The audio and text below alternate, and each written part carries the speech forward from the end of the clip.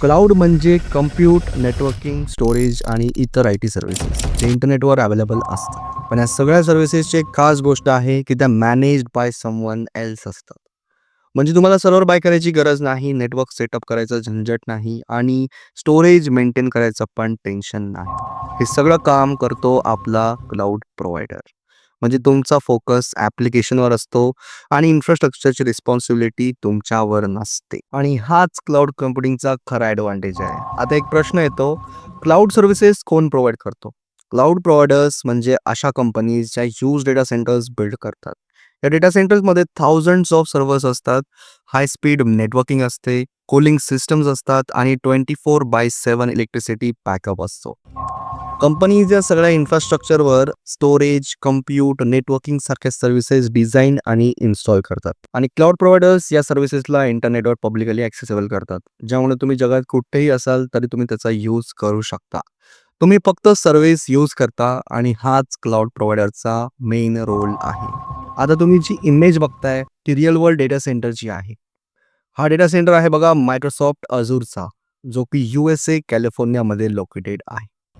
Data centres small नसतात, काही data centres तर फुटबॉल ग्राउंडपेक्षा पण मोठे असतात. या डेटा सेंटरमध्ये thousands of servers, high speed networking, power backup आणि कूलिंग सिस्टम्स असतात. तुम्ही AWS, Azure यूज करतात, पण बिहाइंड द सीन्स हे मॅसिव्ह डेटा सेंटर्स काम करत असतात.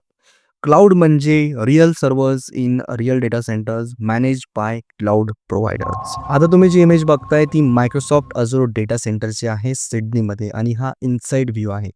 या रूममध्ये जे तुम्हाला ब्लॅक रॅक्स दिसताय ते सर्व्हर रॅक्स आहेत, ज्यामध्ये thousands of physical servers run होतात.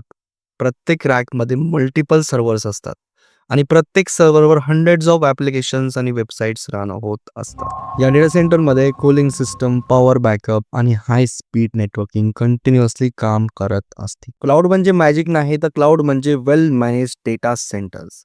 आता क्लाउड फक्त सर्व्हर आणि स्टोरेज पुरता सीमित नाही राहिलाय. प्रत्येक क्लाउड प्रोव्हायडर कस्टमरला जास्त व्हॅल्यू द्यायचा ट्राय करतो आणि म्हणून ते ॲडिशनल सर्व्हिसेस ऑफर करतात. फॉर एक्झाम्पल, AI सर्व्हिसेसमुळे स्मार्ट रिकमेंडेशन, चॅटबॉट्स आणि ऑटोमेशन पॉसिबल होतं.